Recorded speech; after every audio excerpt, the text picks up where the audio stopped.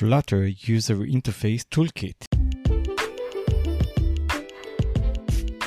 Flutter is taking the world of UI by storm. Flutter is Google's UI toolkit for building beautiful, natively compiled applications for mobile, web, and desktop with a single codebase. Yes, you have heard correctly.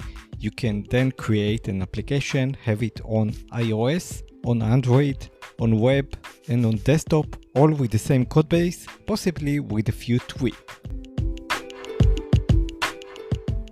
We have had attempts in the past to create multiple deployments for both mobile, web, and desktop with a single codebase, for example, the React Native. However, Flutter takes a different approach. Instead of drawing the standard widgets of the desktop or of the Android interface, it is taking control of the user interface just like a game, and then it has the control of drawing all the widgets. In addition, Flutter uses the programming language Dart, so you can write everything with Dart, which looks quite familiar to Java. So if you're coming from the backend, then Flutter is going to be your probably best hit today into the world of UI. In Flutter, you don't need to actually write any JavaScript or HTML. You compile your code. Your code is much less messy than similar code in JavaScript or in HTML.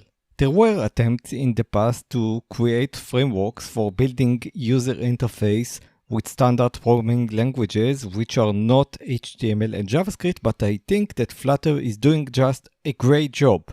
If in the other frameworks it was not exactly matching or you could not compile it exactly to any platform, if you look at the code which you code with Flutter, it's very super concise and clean, and there is a lot of support for both from the IDEs and the community. My personal opinion is that Flutter is going to win big time. This does not mean that HTML and JavaScript would be gone, not at all. However, Flutter is going to play an extremely big role in the UI development experience. And in addition, Flutter opens before you the possibility of not only coding the whole client with a single compiled language with type safety, it will also enable you to write the server in the same language or connect to other serverless services. And I have to stress out again,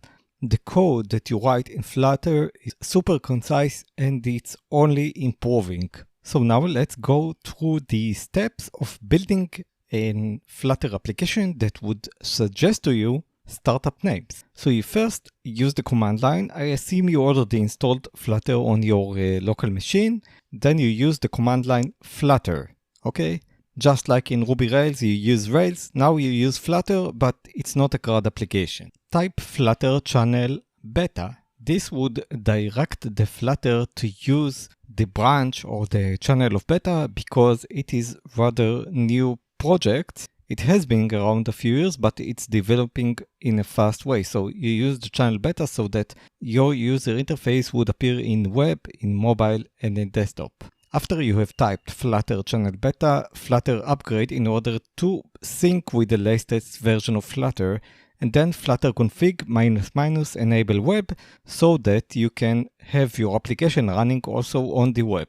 Now you go ahead and create the main file for your application. The main file is going to be called main.dart. Okay, so you import the material user experience from that with import package flutter /material.dart. And now we are going to create the main widget. It's going to be a stateless widget. So the way Flutter works is that you have a hierarchy of widgets. So our top level widget, and this what makes the code looks extremely good and extremely clear, and you can extremely be able to change it and see exactly where is your UI without super complexities as we have, for example, in Swing. As a backend developer, you would simply enjoy using Flutter.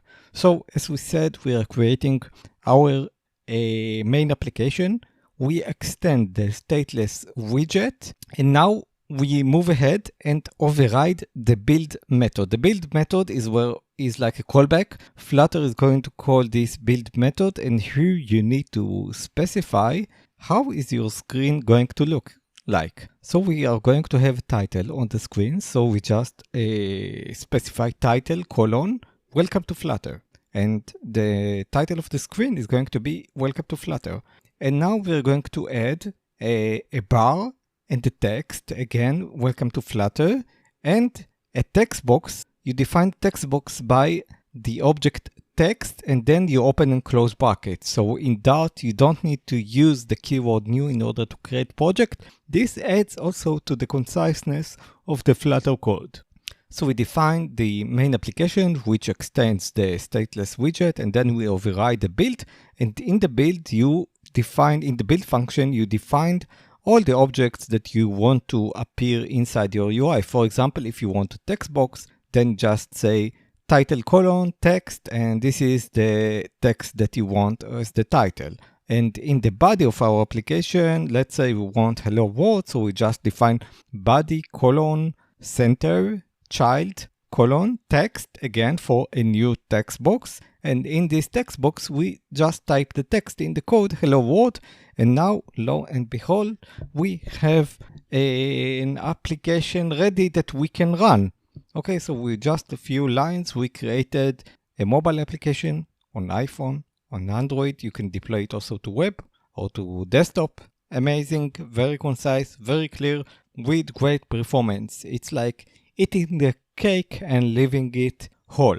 At this point, I want to specify the drawbacks of Flutter. So it's a little bit new. So if you want to create a CRUD application, create, update, delete, insert application, then in Rails, for example, you just hit a few commands and you get the CRUD application ready, calling the database. In Flutter, I don't think we have such a framework, but in today's serverless world, then I'm not sure we need such a specific framework, but it does less of a good job than, for example, Rails, or with the Java Spring MVC connected to Teamleaf templating. So if you want a standard web application for CRUD, if you go with Spring and Teamleaf, you might have some easier life. However, I would still go with Flutter due to its conciseness and even at the price of implementing the CRUD by yourself. The way to refer to external applications in Flutter is very similar to the way that you define the package.json or Node.js. For example, you just define dependencies, Flutter, and then we want the English word. So we define English words : and the version number. And then we hit on the command line flutter pub get, and it would get the pubspec.yaml. So you basically define in the pubspec.yaml, which is on the main folder of your Flutter application, the dependencies together with their versions, with the standard head convention as you have in package.json for Node.js. You then run the CLI pub flutter pub get, and it would fetch and sync all the dependencies. Next, we want to import these English words into our application. So we type import just like in Java, import package English words.dart. And now in order to get a word from the dictionary, we can use simply, as we imported the library, wordpair.random, which would give us a pair of words from the dictionary that we have imported. And now we want to enable an infinite scrolling on the list view where we specify all the words. We use the list view widget in Flutter in order to create our list view. And in order to create the infinite scroll, we use the builder pattern. The list view has the item builder property, which you utilize, and with the item builder, you specify to it how you build a new item. A new item is going to be fetched from the random words. So in the main application, you have your application defined as a stateless widget, and from it you refer into a function which is called build suggestions, which return a widget. Which widget would this function return? It would return a list view. And what would this list view do? You would call the list view.builder and use the property item builder in order to tell it how to choose randomly word pairs. And this is it. You have your main application. In the main application, you want to define a list view, but you don't directly define the list view because there is some complex logic in this list view. You want to get random words. So you call a function. Let's name this function build suggestion. This function would use the list view.builder and then the property item builder. And in the function item builder or the property item builder, you call and get the next item to present in the list. And then when the user scrolls down, you would be able to show him an infinite list. This is very concise. If you want to see the code and the documentation for that, just go to flutter.dev.docs, get started /codelab.